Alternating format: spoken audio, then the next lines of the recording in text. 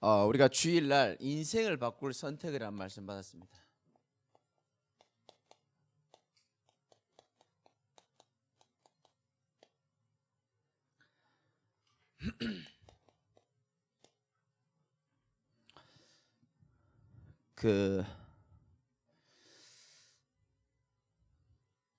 아까 생방송 한다고 카톡방에 우리 은지가 이렇게 올리고 우리 장로님이 글을 하나 올려주셨어요. 알고 계시나요, 송 장로님? 모르시죠? 예배드리자라고. 제가 딱 보고요, 우리 장로님이 실수하셨구나. 근데 제가 그거를 원래 5분 안에 얘기하면 지울 수 있거든요. 근데 제가 일부러 내버려 뒀어요. 카톡방 보시면 아시겠지만 딱 적혀 있습니다. 지금 딱 영상 올라가고 생방송 올라가고 바로 예배드리자. 그래서 제가 카톡을 보낼까 5분 안에 보낼까 말까 생각하다 일부러 안 보냈어요. 왜냐, 우리 전 성도들 거의 지금 카톡방에 들어와 있는 분들은 그거 다 보거든요. 그 뭔가 하나님의 음성일 수 있겠다는 생각이 드는 거예요. 모든 성도들을 향하여 예배드리자. 예배드릴 시간이니까 집에 계신 분들도 어디에 밖에 있는 분들도 보고 놀랄 겁니다. 이게 뭐지? 실수했구나라고 생각하지만 예배드리자. 그래 말이지. 아마 많은 좀 하나님의 중요한 계획으로 우리 성도들이 생각할 수 있도록 여러분이 기도하는 마음으로 말씀 들으시기 바랍니다. 실수도 하나님의 계획이고 하나님의 음성이잖아요. 그래서 우리 성도들이 중요한 축복을 좀 누려야 되고 정세균 국무총리가 이제 아마 내일 모레부터 뉴스 보신 분 아시죠? 교회가 방역 수칙을 너무 잘 지켜줘서 이제 소모임도 하고 수련회도 하고 이제 하라고 이렇게 아마 내일 모레부터 그렇게 풀어줄 것 같아요. 기사를 봐서 여러분 아시겠지만은 그래서 이제 우리가 어쩌면은 조만간 밥을 먹을 수도 있는, 참 이 당연한 게 축복인지 우리 모르고 살았던 거예요. 제가 오늘 새벽에 잠을 못 잤거든요. 새벽 3시에 잠이 깼어요. 밖에 하도 시끄러워가지고. 그래서 제가 이제 간단하게 이제 112 신고했죠. 빨리 잡아가라. 나는 일찍 일어나야 되는 사람이다. 그리고 이제 잠을 못 자고 이제 딱 아침에 딱 나오는데 집 앞에 딱 나오는데 보니까 김영순 성도님 딱 마주쳤어요. 근데 요 한 안장로님 정도 거리인데 더 이상 가까이 오질 않아요, 저에게. 난 보니까 너무 반가운데 딱 거리를 두시고 얘기하는 거예요. 목사님 먼저 아는 차 하시더라고요. 잘 계시죠? 네. 성도님 잘 계시나요? 그러니까 저는 잘 안 있다고 그런 거예요. 아니 목사가 성도를 만났는데 가까이 가기 어려운 이런 시대가 지금 와버린 거예요. 밥 먹는 게요 국가의 허락을 맡아야 되고요. 여러분 어떻게 생각합니까? 이 지금요 6.25 때도 이런 적이 없었거든요. 지금 이런 시대가 왔어요. 사실은 어쩌면 그럴지도 모릅니다. 슬픈 얘기지만은 이게요 어쩌면 이게 너무 자연스럽게 앞으로도 이 마스크를 끼고 살아야 되는 시대가 오는지도 모릅니다. 어떻게 보면 그런 시대 저와 여러분들이 서론에서 말씀드렸죠. 이 중요한 시간표에 지킬 것은 지키고 뭐할 것은 뭐라고요? 싸울 것은 싸울 수 있어야 된다고 그랬거든요. 여러분 마귀는 우리에게 좋은 거 다 갖다 주면서 가장 중요한 것만 뺏어옵니다. 마귀는 영적 존재거든요. 그래서 자기에게 우리 인간에게 필요한 게 별로 없어요. 그냥 인간을 죽이고 멸망시키고 하나님 영광 가리는 거 해야 되기 때문에 우리 영적 존재가요 영적인 힘만 없으면 된다는 사실을 잘 알아요. 그래서 영적으로 힘이 떨어질 수 있는 것이 있다면은 모든 것 다 갖다 줘서라도 우리를 넘어뜨리잖아요. 반대로 하나님은 우리가요 영적인 힘을 얻기를 날마다 원하고 계신다니까요. 저와 여러분들이 영적으로 소생되어지고 회복되어지고 힘이 있어야 사람 살리고 현장 살릴 거 아닙니까? 그래서 저와 여러분들이 이때 뭐와 싸워야 되느냐? 저는 예배는 어떤 면에서는 영적 싸움이라고 생각합니다. 우리가 그 어떤 것과도 타협하지 말아야 되는 중요한 영적 싸움이다. 저는 그렇게 생각합니다. 마귀가 제일 많이 하는 게 이겁니다. 타협입니다. 출애굽기에서도 여러분 보셨을 겁니다. 아담과 하와를 넘어뜨릴 때도 어떻게 보면 타협입니다. 유혹하는 거죠. 어떻게 보면요, 예배는요, 사단이 우리에게 가장 공격하고 싶은 부분이 저는 예배라고 생각합니다. 그래서 저는요, 언약 가진 예배 성공은 인생 성공으로 연결된다고 생각합니다. 그만큼 중요해요. 사실은 예배 때 하나님은요, 모든 은혜를 다 주시거든요. 우리에게 영적인 답도 주시고 힘도 주시고 세상에서 얻을 수 없는 평강과 안식을 하나님 우리에게 허락해 주시는 겁니다. 새벽에도 제가 말씀드렸지만은 우리 큰아들이 오늘 게임에 잠시 집중하고 계시더라고요. 그래서 제가 이렇게 해가지고요, 아들, 지금 그 옆모습은 니는 절대 볼 수 없지만 내가 볼 때 그 옆모습으로 공부에 집중하면 니 진짜 공부 잘하겠다 그랬어요. 내가. 그리고 이제 제가 또 괴롭혔죠. 아들, 그만하는 게 좀 어떨까? 대답도 안 해요. 그러니까 계속 제가 괴롭혔거든요. 시간 아깝지 않냐? 그만해라. 이렇게 얘기하니까 아들이 이렇게 말합니다. 그래도 나는 담배는 안 피잖아. 뭐 신경 쓰지 마라. 난 담배는 안 피니까 건드리지 말라는 거죠. 그래, 감사하다 그랬어요. 내가. 사단은요, 우리에게 모든 것 다 주면서 타협하기를 원합니다. 사단은 알아요. 저와 여러분이 영적인 힘 얻어버리면 어떻게 된다는 걸 잘 압니다. 사단은 여러분이 뭐에 제일 약한지 알아요. 어떤 거 건드리면 넘어질지 모를까요? 잘 압니다. 사단은 우리가 영적인 힘만 잃어버리면 정신적, 육신적 전부 다 무너진다는 걸 잘 알거든요. 그래서 저와 여러분들이 이 예배는 어떻게 보면은 영적인 저는 싸움이다 생각합니다. 일주일에 한 번, 일주일에 3번, 하루 종일 불신자와 같은 생각, 내 체질 속에서 여러 가지 생각들 많이 하지만 그 모든 생각을 멈추고 하나님의 은혜를 받는 시간인 줄 믿으셔야 된다니까요.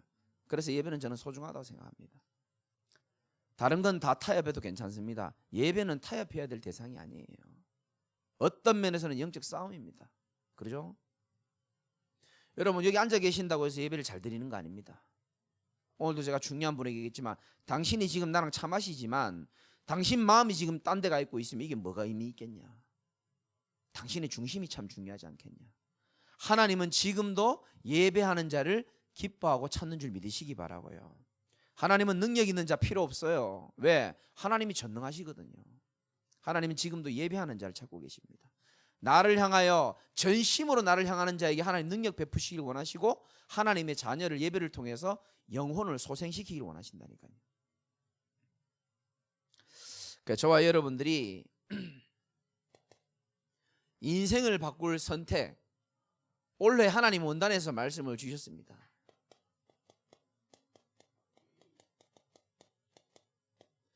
복음의 대열 속에 있을 때에 사단이 우리 발 앞에 무릎 꿇는다고 말씀했거든요. 그거 믿으셔야 됩니다. 사단은 지금도 그리스도 말할 때만 떠나가고 벌벌 떨어요. 다른 것에는 휘둘리지 않습니다. 복음의 대열에 섰다는 말이 무슨 말입니까? 예수가 그리스도라는 이 복음을 내가 알고 내가 살아야 할 이유를 깨닫는 겁니다. 복음의 가치를 깨닫는 겁니다. 내 밥 먹는 이유, 일하는 이유를 발견하는 겁니다. 그러면 복음은 여러분 간단합니다. 여러분 옆에 방황하고 답이 없는 사람에게 5가지 단어만 던지면 됩니다. 당신이 지금 열심히 살고 있지만은 당신의 인생에 한계가 오는 이유, 당신이 잘 먹고 잘 살아도 뭔가 공한 이유, 당신이 모든 것 다 가진 것처럼 보이지만 불안함이 떠나가지 않는 이유, 당신은 무슨 존재이기 때문에? 영적인 존재이기 때문에. 말해주면 됩니다. 식물은 햇볕과 물과 공기만 있으면 되고, 동물은 사료만 제때제때 주고 좀 예뻐해주고 놀아주면 되지만, 당신은 내가 좀 놀아주고 밥 좀 사준다고 해서 행복할 수 있는 존재 자체가 아니다라는 것. 당신은 하나님의 형상대로 지음받은 소중한 존재다. 당신은 영혼이 있기 때문에 영혼을 주신 하나님과 함께 할 때만 유일하게 행복하다. 거기에 대해서 여러분 자신 있게 얘기할 수 있어야 됩니다. 저는 지금까지 복음 전하면서 당신이 영적인 존재이기 때문에 하나님이랑 함께 할 때만 참된 안식과 행복이 있다고 말했을 때 한 명도 그게 토단 사람은 없었어요. 다 인정했습니다. 왜? 그의 영혼은 알거든요. 하나님이 필요하다는 걸 그의 영혼은 알거든요. 이 영적인 존재, 하나님과 소통하고 하나님과 함께 해야지만 되는 존재가 어느 날 문제가 왔는데 하나님을 떠나는 문제가 왔다. 눈에 안 보이게 사단이 우리 인생을 죽이고 멸망시킨다. 하나님을 떠나는 죄를 지어가지고 전부 재앙과 저주 가운데 살아가는 것이 우리의 영적인 문제다. 마약하는 사람이 마약을 했다 안 했다가 중요한 게 아니고요.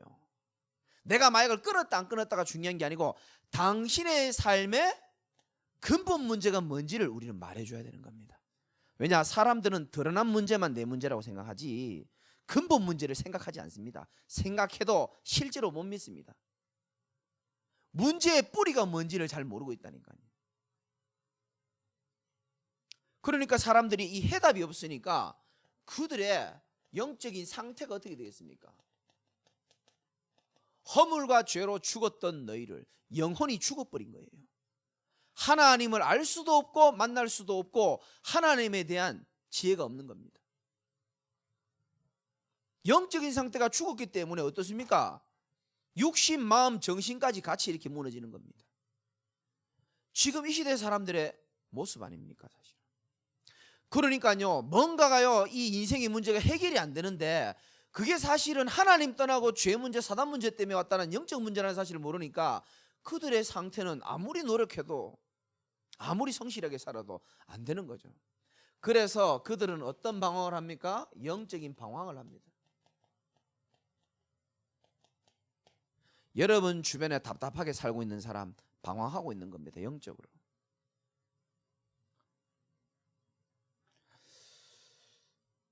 이 영적인 방황이요 끝이 안 나는 거예요. 아, 원래 내가 이렇게 살아왔으니까 이렇게 살다가 가야 되는구나. 답을 모르니까요 계속적으로 방황을 할 수밖에 없는 겁니다. 이 문제가요 좀 육신적인 문제라 그러면은 좀 육신적으로 대단한 사람이 나를 좀 도와주면 되고 내가 좀 노력하면 되는데 도저히 육신적인 것으로 해결이 안 돼요. 울어도 안 되고 노력해도 안 되고. 그래서 하나님께서 육신의 해답이 아닙니다. 어떻게 보면 영적인 해답이죠.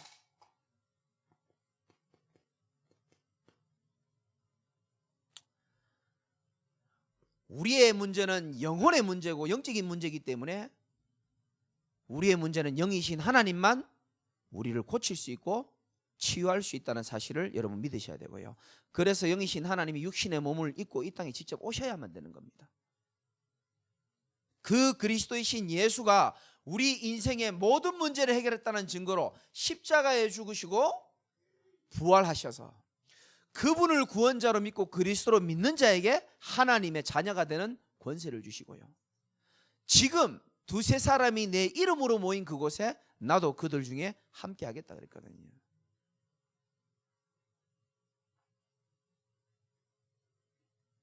이름은 말 못하겠고 우리 집사님 오늘 같이 만났거든요. 이분이 사연이 있어요. 안타까운 사연이 있더라고 보니까. 지금 아들도 지금 교도소에 있고 본인은 지금 이제 아내도 없고 이제 혼자서 이제 이 아이를 키워야 되는데 사실 뭐 어렵지 않습니까? 그러니까 저는 이상하게 자꾸 마음이 좀 많이 가더라고요. 그래서 내가 우리 집사님 부탁해가지고 좀 만나게 해달라고 해가지고 오늘 만났는데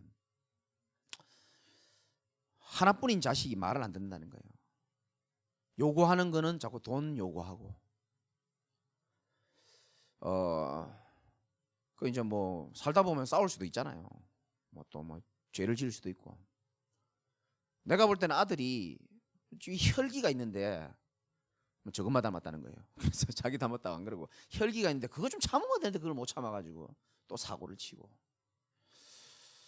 그래서 제가 이렇게 얘기했습니다. 그 사고 친 아이가 아마 어릴 때 엄마가 죽었죠, 그죠? 그러니까 이 부인이 어릴 때 뭐 암으로 병으로 이렇게 죽었어요.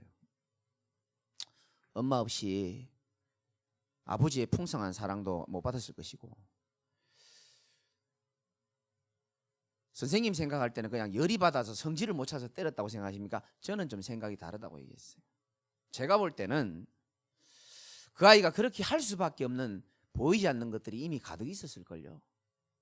어릴 때부터 받아오지 못한 그 사랑에 대한 상처 가득할 것이고, 열등감, 비교의식 가득할 것이고, 분노 가득 차 있을 것이고, 이런 여러 가지 것들이 복합적으로 되어지기 때문에 자기도 자기를 어찌할 수 없는 그런 상황이 있지 않겠냐. 저는 그렇게 생각한다니까. 고개를 끄덕끄덕거리시는 거예요. 그래 이제 내가 그랬어요. 선생님이 먼저 하나님 품으로 돌아오고, 그래야 내가 나중에 당신 아들 만날 때 할 말이 있을 거 아니냐. 선생님, 내가 너의 아버지 담임 목사다. 근데 밑도 끝도 없이 그냥 와가지고 말하는 거하고, 내가 너의 아버지 담임 목사다. 나 그런 친구들 마음 사는 거 되게 쉽거든요. 왜냐, 단 한 번도요 따뜻한 말, 따뜻한 사랑 못 들어봤을 겁니다. 그 부모가 사랑 안 했냐? 아니요. 사랑했지만 그 아이에게는 와닿지 않아요. 늘 부모님 어쩔 수 없잖아요. 당장 매가 나가고 사랑하니까 그 싫은 소리가 많이 나가거든요. 간단하잖아요. 만나가지고 내가 응원해주고, 나는 너 나이에 내 인생이 어떻게 살아야 될지 난 모르고 살았는데 내가 부족하지만 내가 형처럼 내가 널 도와주고, 내가 너 친구가 되어주고, 먹고 싶은 거 있으면 얘기하라고 그러고, 위로해주고 따뜻한 말 해주고, 아무도 격려해주고 응원해주는 사람 아마 없을 거라 그랬습니다. 자기 아버지가 맞다는 거예요. 또 교도소 갔다 또 교도소 가면 또 그 친구들이랑 어울려 있고, 이거 완전히 이거 다람쥐 쳇바퀴 돌듯이 계속 갈 수밖에 없다. 그 이번 주 강단 말씀이 뭐죠? 인생을 바꿀래 선택하라 그랬어요. 잘 계산해 보시라 그랬어요. 아버님 말 듣냐? 나이가 지금 20살이 넘었는데 누가 그리고 그 아들을 도와줄 수 있겠냐? 내가 정말 제가 어렵게 살았잖아요. 그 얘기를 좀 하니까 이게 먹히는 거예요. 나도 외롭게 살았고 어렵게 살았는데 누군가 나 하나 제대로 잡아줬으면 됐을 건데 안 잡아줘가지고 나도 고통스러운 시간이 있었다. 그 이분이 이제 그 처음에 진짜 좀 낯설어요, 사실은. 그 남자가 남자를 대낮에 그 커피숍에서 만날 때 그 어색한 만남이 있거든요. 막 안전부절하시더라고. 막 어떻게 해야 될지 모르시더라고. 그 내가 커피숍 와보신 적 있냐니까 그분은 술을 좋아하시거든요. 자기는 태어나서 커피숍 처음 와봤다는 거예요. 지금 60 가까이 됐거든요, 나이가. 술집 갈 일은 있어도 커피. 그래서 선생님 이런 세상도 있습니다. 낮에 커피도 마시고 이렇게 비도 오는 것도 좀 보고. 대화하다 보니까 또 내 마음이 열려서 선생님 과거에 어떻게 사셨습니까? 물어보니까 이분도요 엄청 딱하게 자랐어요.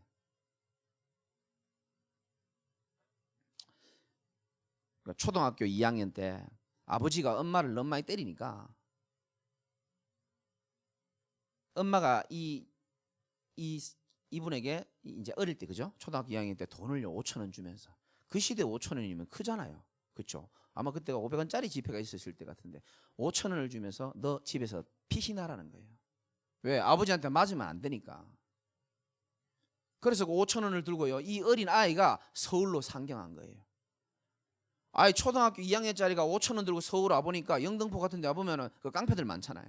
그 사람들이랑 연결돼 가지고 어릴 때부터 그 껌팔이 있잖아요. 그런 거 하면서 산 거예요.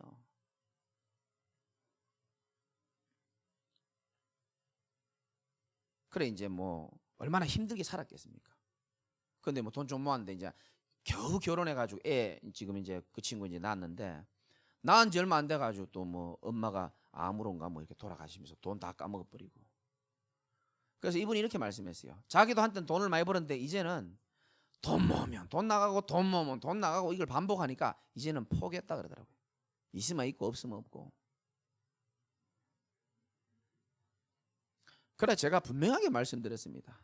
선생님, 오늘 우연찮게 이렇게 만나게 됐는데 남은 인생을 한번 잘 계산해 보십시오. 정말 아들을 살릴 수 있는 유일한 길. 그러니까 자기가 그러더라고요. 너 이 녀석 이번에 나오면 2번 다시는 들어가지 말고 다 결심해라. 그러니까 아들이 예 그랬대요. 그래서 제가 그랬습니다. 그 진심이겠지만 그 쉽지 않을 거라 그랬습니다. 진심이지만 쉽지 않다. 누군가가 세상을 잘 살아갈 수 있도록 영향력 있게 누가 도와주는 사람이 옆에 없으면은 자기 마음처럼 그게 쉽게 안 된다. 그리고 왜 선생님이 이렇게 인생이 어렵고 힘들었느냐? 선생님이 나빠서 그런 게 아니고 하나님 떠나가지고 온 문제다. 그래서 선생님부터 하나님 만나고 이제 이렇게 쭉 얘기하니까요, 진심인지 아닌지 모르겠지만 뭐 본인도 어릴 때 교회를 좀 다녔고 아들 안 그래도 나오면 우리 이름 못 밝히겠고 우리 이모라 그러더라고요. 우리 이모 따라서 니는 교회 가라, 나는 뭐 안 가고 뭐 이모 따라 교회 가라 그랬다는 거예요. 그래 아들한테 직접 그렇게 얘기했습니까? 그러니까 그래 했다는 거예요. 잘하셨다 그랬죠. 내가 선택하라 그랬습니다. 남은 인생에. 왜냐하면 강단 말씀이 그렇게 나왔으니까. 잘 한번 계산해 보십시오. 선생님 인생 지금까지 어떻게 사시는지 잘 모르겠지만 앞으로 얼마나 축복된 인생을 살지 모르겠지만 오늘 하나님께서 나는 선생님을 사랑해서 부르시는 거라고 나는 확신한다 그랬거든요. 그래서 복음 속으로 들어오라 그랬습니다. 여러분, 사람의 인생을 바꿀 수 있는 길은 다른 길이 없습니다. 우리 인간을 만드시고 이 땅에 육신을 몸을 입고 우리 인생의 저주를 끝내주신 그리스도 한 분밖에 없는 줄 믿으시기 바랍니다. 끝입니다. 우리 인생을 바꾼 선택은요, 그리스도를 오직으로 붙잡는 자 앞에 그 축복의 문이 열리는 줄 믿으시기 바랍니다. 이게 저와 여러분이 받은 축복이요, 많은 사람들이 받아야 될 축복인 줄 믿으시기 바라고요. 이 5가지 단어만 알아도 저와 여러분들 복음을 증거할 수 있습니다. 자 보세요. 이 복음 때문에 여러분이 영적인 존재라는 사실과 내 인생의 문제가 영적인 문제라는 사실이 여러분에게도 보여지고 남에게도 보여지잖아요. 그리고 내 영적 상태가 무너져보고 또 복음으로 인해서 영적 상태가 살아나보고, 이 단어를 진짜 계속적으로 복음을 듣다 보면 제가 늘 말씀드리지만 서서히 내 인생의 결론이 나기 시작합니다. 우리 인생은 그리스도라야 회복될 수 있는구나. 우리 인생은 그리스도를 붙잡을 때만 다시 살아날 수 있는구나 라는 게요, 뼈저리게 느껴집니다. 그리스도에 대해서 결론이 나게 돼 있습니다. 하나님은요, 그리스도에게 결론 난 자에게 뭘 보여주시죠? 비전을 보여주십니다. 비전은 CVDIP 아닙니까? 비전은 내가 찾는 게 아니고요, 결론 난 자에게 보여주신 하나님의 미래입니다. 하나님이 보여주시는 거예요. 자, 결론이 났기 때문에 우리의 영안이 열리는 겁니다. 그래, 나를 이 가운데서 건져내 주신 그리스도를 위하여, 복음을 위하여 내가 해야 될 것은 남은 인생에 세계복음화에 유익하게 살아가는 거구나. 민족복음화와 지역복음화 하는데 내 인생이 최고의 비전이구나. 딱 하나님이 보여주신다니까요. 당연히 우리가 그렇게 구원받았기 때문에 그 비전을 하나님이 보여주시고 모든 사람이 다 다르게 하나님이 꿈을 주십니다. 전에는 잘 먹고 잘 살고 성공하는 게 꿈이었는데 이제는 복음 안에서 뭐가 나옵니까? 꿈이 나오는 거예요. 구체적 꿈이 나옵니다.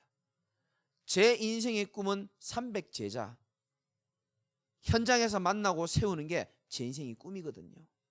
왜? 그거보다 중요한 거는 제 개인적으로는 저는 없다고 생각하기 때문에 결국은 세계복음화 제자가 합니다. 우리 교회는 제자교회니까 난 다 제자라고 생각하고요. 결국은 제자가 하는 거예요. 그리고 이게 꿈이 하나님이 주신 꿈이기 때문에 우리는 매일 뭐합니까? 상상하는 거예요. 하나님의 역사가 이루어질 것들을 그림을 계속 그리는 겁니다. 자면서도 생각하고 지나가면서도 비전센터 생각하고 또 한 사람 한 사람 보면서 이 사람이 오늘 만난 분이 제자가 아닐까? 혹시 그 아들이 제자가 아닐까? 늘 거기 생각하는 거예요. 여러분, 하루 종일 염려하고 하루 종일 시달리고 하루 종일 게임하고 하루 종일 그래서 하는 인생하고 하나님이 주신 비전과 꿈을 상상하는 거하고 완전 다르잖아요. 이거를요 상상만 하는 게 뭡니까? 하는 게 아니고 실현시키는 겁니다. 실천하는 거죠. 그래, 이게 하나님이 주신 꿈이 진짜 맞고 하나님이 이루실 비전이 맞다면은 나는 어떻게 살아야 될 것인가? 매주마다 매년마다 나오는 말씀 안에서 내가 하나씩 미션을 성취시키는 겁니다. 쉽죠, 그죠? 네, 어렵지 않습니다. 저와 여러분들 종교의 대열에서 완전히 벗어나셔서 복음의 대열 속에 있는 것이 참 행복임을 깨달으시기를 주님의 이름으로 축원드리고요.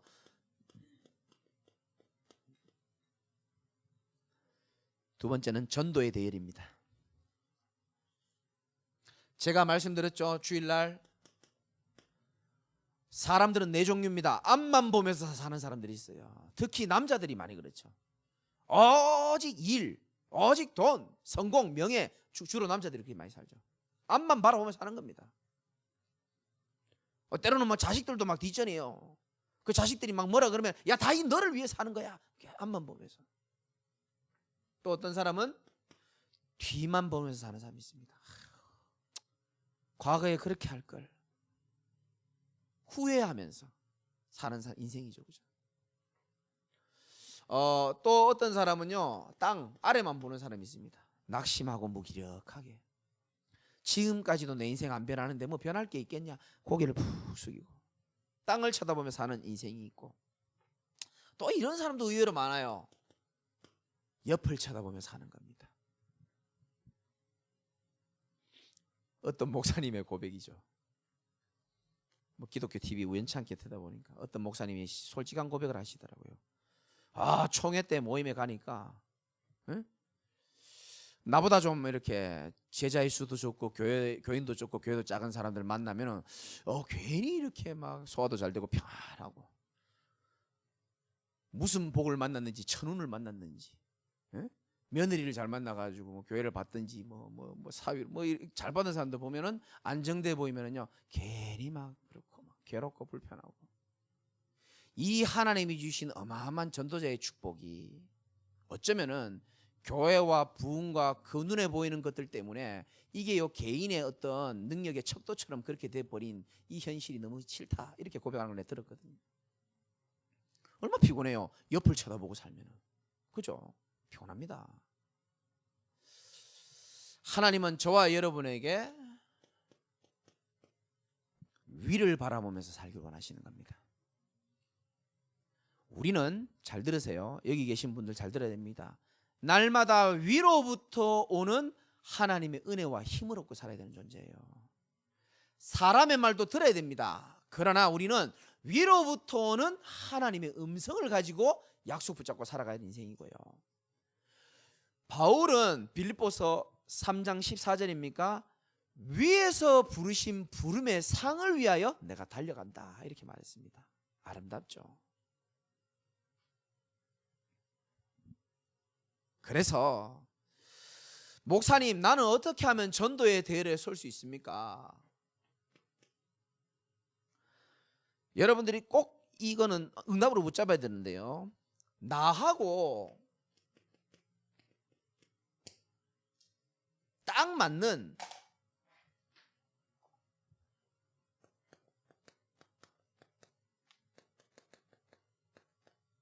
전도를 찾아야 됩니다.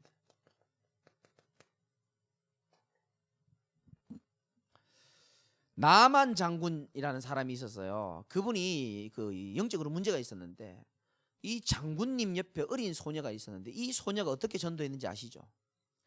장군님 몸에 문둥병 나가서 시달리고 고통받지 말고, 내가 알고 있는 저 엘리사, 저 전도자 한번 꼭 만나면 좋겠습니다. 그래서 이 어린 소녀가요 나만 장군을 엘리사에게로 가서 치유받도록 도와주는 역할을 합니다.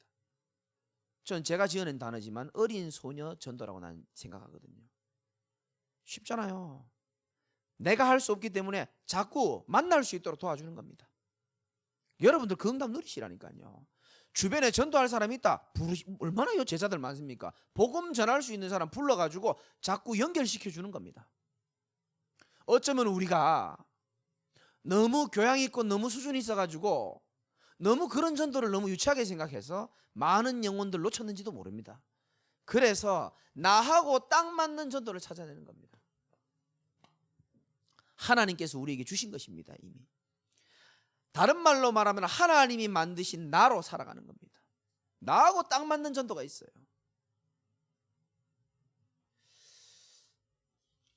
전도가 잘 되냐 안 되냐 그거는 우리가 해야 될 말이 아니고 우리의 인생이 사람을 살리는 축복 속에 있어야 될 줄 믿으시기 바랍니다.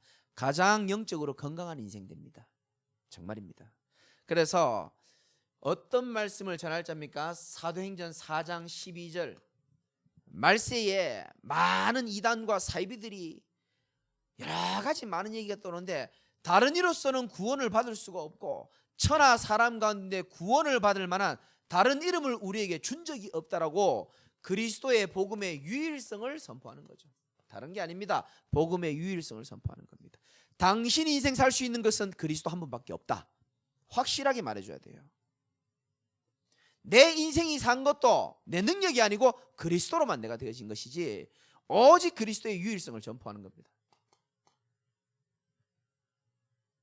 사도행전 5장에 보면은 그들이 날마다 성전에 있든지 42절에 집에 있든지 예수가 그리스도라고 전파하기를 쉬지 않았다고 했습니다. 우리 교회에 나타날 축복이라고 여러분 언약을 붙잡으시기 바라고 사도행전 8장 30절 31절에 보면 에티오피아 내시가요 이사야서를 읽는데 도저히 이게 뭔 말인지를 모르는 겁니다. 그래서 빌립 집사님이 물어봅니다. 성경을 읽고 깨달을 수 있겠습니까? 라고 말하니까 뭐라고 말하죠? 지도해 주는 사람이 없는데. 그래서 우리 옆에 누가 있느냐가 참 중요해요. 지도해 주는 사람이 없다. 말씀을 정확하게 깨닫게 해주는 사람이 없다는 겁니다. 그래서 빌립이 그 8장 읽어보면 예수를 가르쳐 복음을 전한다 이런 말씀이 있습니다. 정확한 복음을 선포할 수 있는 전도자로 여러분 살아가시기를 주님의 이름으로 축원합니다. 전도하란 말이 아니고 대열에 서는 겁니다. 모든 사람을 만날 때 전도의 눈으로 한번 봐보십시오. 다른 세계가 나옵니다. 이 사람도 하나님이 원하시는 심령이고요.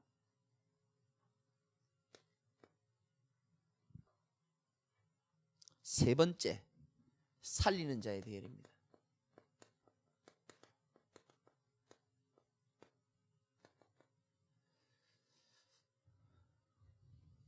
첫 번째는 불신자입니다.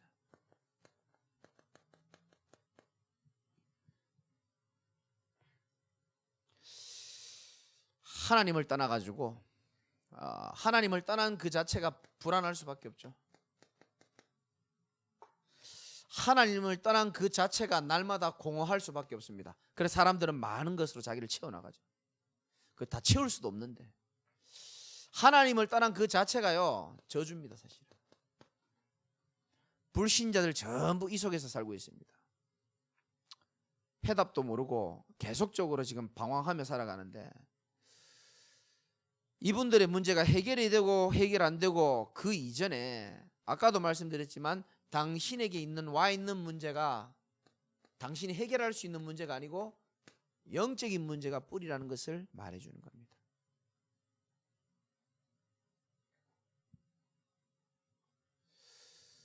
그래서 불신자에게 다른 것 말하는 것이 아니고요. 그들에게 정확한 복음을 줘서 그분들이 더 이상 자기 힘으로 세상 살아가는 선택을 하지 않도록 이제는 그리스도 앞에 하나님 앞에 나올 수 있도록 그런 선택할 수 있는 일에 저와 여러분이 귀하게 쓰임 받으시기 바라고 불신자 살리는 시간표 와야 됩니다. 교회가 가장 하나님이 기뻐하는 교회가 되는 것은 불신자 살리는 교회가 되는 겁니다. 어째 이래 아멘이 작은지 난 잘 모르겠네.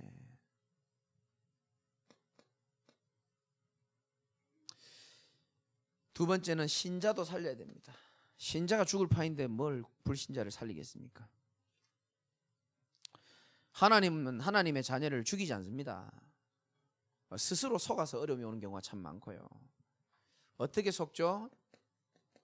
창세기 3장 6절에 선악과를 보니까 먹음직도 하고 보암직도 하고 지혜롭게 할 만큼 탐스러워 보이는 겁니다. 이게요 언약을 놓치면 이렇게 되는 겁니다. 눈이요 영안이 열리는 것이 아니고 육안이 확 밝아지는 겁니다.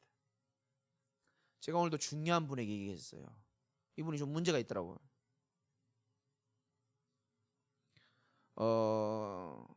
그래서 제가 이렇게 얘기했습니다. 내가 요 메시지는 아주 제자들에게만 쓰는 메시지인데 당신에게 내가 하나 해주겠다.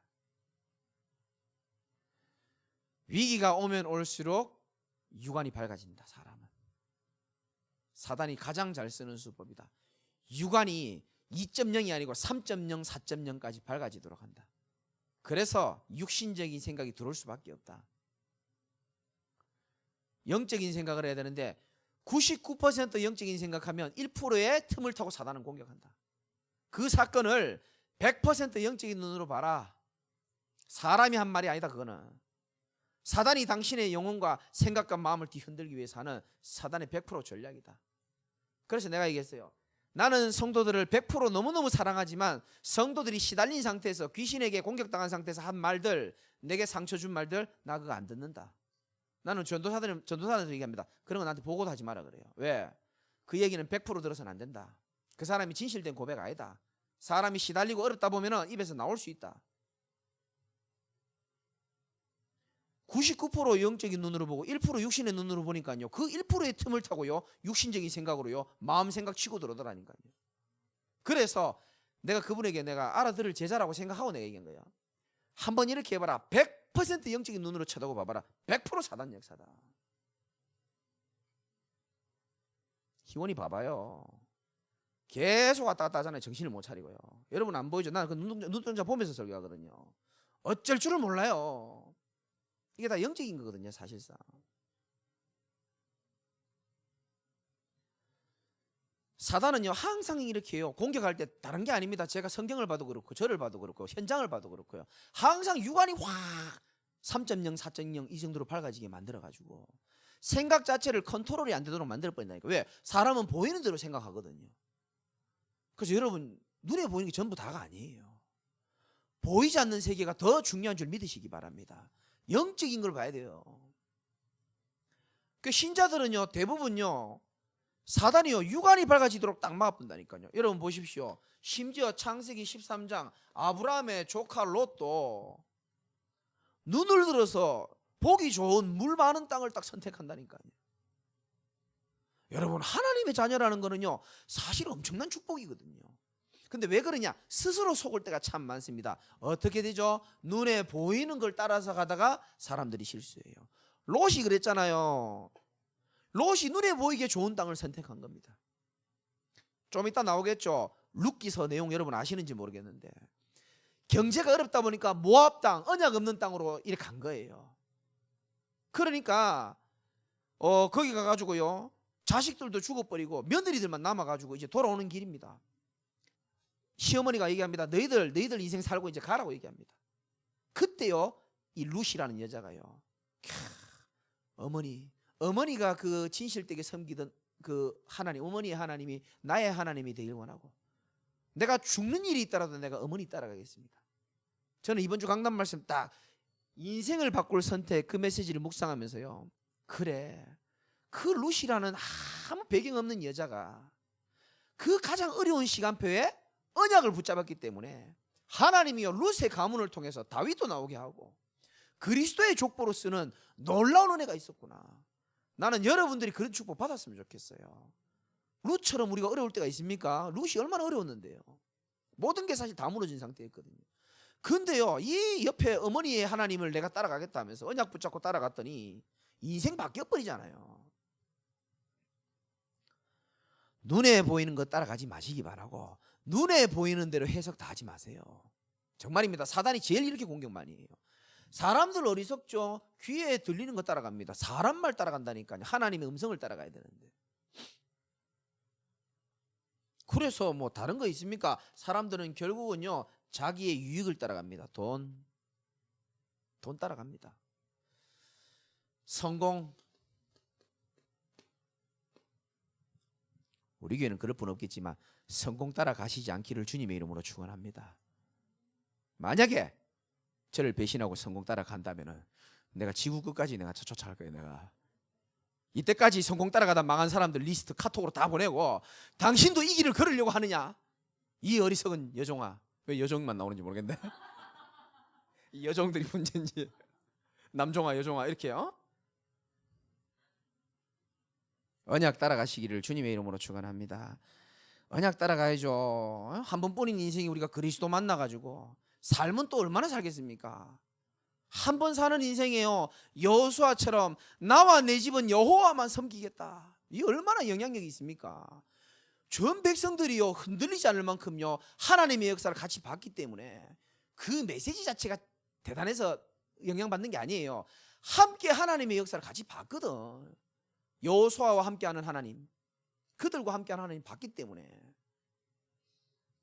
여러분 우리가요 불신자는 불신자라서 그렇다 치고 이 엄청난 복음 속으로 돌았는데요 이거 따라가면 안 되잖아요. 한번 적어놔 볼게요. 여러분 룻처럼 언약적인 선택하시기를 주님의 이름으로 축원합니다. 대대로 축복받습니다. 정말. 왜 저도 육신 따라갈 생각이 없었겠고 왜 위기가 왜 없었겠습니까? 끝을 알기 때문에 저는 그런 선택을 못해요. 나는 성경을 믿기 때문에 연약하고 부족하고 어려움이 와도 터널이 와도 결국은 내가 가야 할 길은 그리스도 따라가는 길밖에 없다. 언약 따라가는 것밖에 없다라니까요.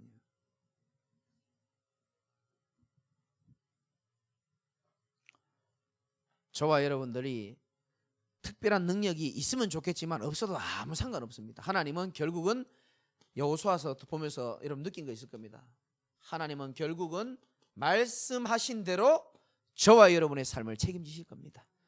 정확합니다. 사람도 괜찮은 사람은 자기 한 말을 지킵니다. 정말입니다. 다음 주 화요 집회 가시는 분들은 제가요 그 이름 뭐지 무슨 국수 이름 뭐지 그거 우리 맛있게 먹었던 거 막국수. 제가 태어나서 먹은 막국수 중에 제일 맛있는 막국수가 있더라고요. 다음 주 화요일 날 화요 집회 가시는 분 제가 막국수 다 사드릴게요. 이건 진짜입니다. 이거는 아멘까지 할 필요는 없는데 사람도요 자기가 한 말을 자기가 지켜요.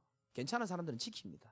하물며 하나님은 사람이 아니기 때문에 거짓말하지 아니한다 그랬거든요.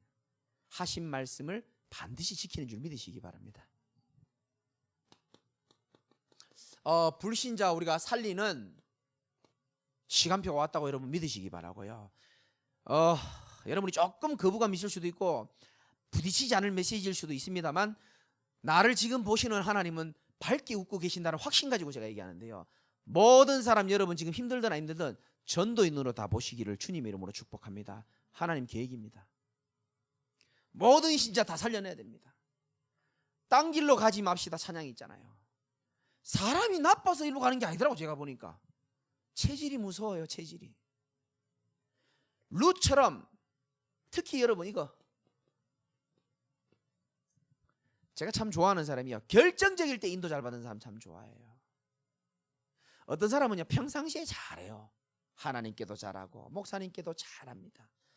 결정적일 때 잘못 인도받는 사람 좀 많이 봤거든요. 그런데 어떤 사람 보면요 좀 흔들리기도 하고 자빠지기도 이런데요 어떨 때 보면요 결정적일 때요 달라요. 나는 그런 사람 참 멋있더라고요. 여러분 평상시에 여러분 애먹여도 결정적일 때 멋있는 선택하시기를 주님의 이름으로 축원합니다. 사명자도 살려야 됩니다. 현장에 보면은 사명자들 많아요. 특히 엘리야 같은 사명자 많습니다. 하나님께 특심이고 정말 열심히 하는데 내가 주를 위하여 얼마나 열심히 했습니까? 라고 얘기했는데 어느 날 위기 오니까요 죽고 싶다라고 얘기합니다. 그게 엘리야의 모습입니다. 여러분 우리도요 큰 풍파가 안 와서 그렇지 우리에게도 그런 면이 다 있어요. 다 때려치워버리고 싶고 포기하고 싶고 죽고 싶다라고 하나님 앞에 말할 수 있는 것들이 우리에게도 있습니다. 우리는 엘리야와 성정이 같다 그랬거든요. 분명히 우리에게도 있습니다. 그런데 하나님의 사랑을 받는 자는요 모든 고난을 통해서 결국은 합력하여 하나님 선을 이루시는데 이 엘리야에게 있는 이 고난이 사실 고난이 아니었어요. 하나님은 어떻게 보면 새로운 시작이고 어떻게 보면 엘리야를 깨우는 메시지였습니다. 너 지금 죽을 때가 아니야. 바알에게 물을 꿇지 않고 있는 7,000명을 남겨놨다 그랬습니다. 여러분 지금 끝이 아닙니다. 질병, 어려움, 고민, 갈등 그거는 지나가는 것이고요. 하나님은 때를 따라서 돕는 은혜를 다 주시게 돼 있습니다. 결국은 하나님은 저와 여러분에게 뭘 원하시냐 하면은 진짜 우리 사명자들이 사람을 살리는 어부가 되기를 원하시고요. 사명자들의 가장 큰 영적 문제가요, 현실에 안주하려고 그러는 게 많아요. 내가 이만큼 뚝심을 했으면 됐지. 내가 주를 위해서 이만큼 헌신하고 했으면 됐지. 엘리야에게 하나님 그렇게 말씀하셨습니다. 바알에게 무릎 꿇지 않고 있는 자가 아직 7,000명이나 있다. 아직 시작도 안 했다. 죽고 싶다고 말했던 엘리야에게 하나님 주신 음성입니다. 그러니까 우리는요, 우리 생각으로 함부로 판단하면 안 돼요. 하나님의 큰 은혜와 축복이 넘치는 줄 믿으시기 바라고 모든 사람 살려내야 됩니다. 요한일서 4장 11절. 사랑하는 자들아, 하나님이 이같이 우리를 사랑하셨은즉. 여러분, 하나님의 사랑을 받았다고 생각합니까?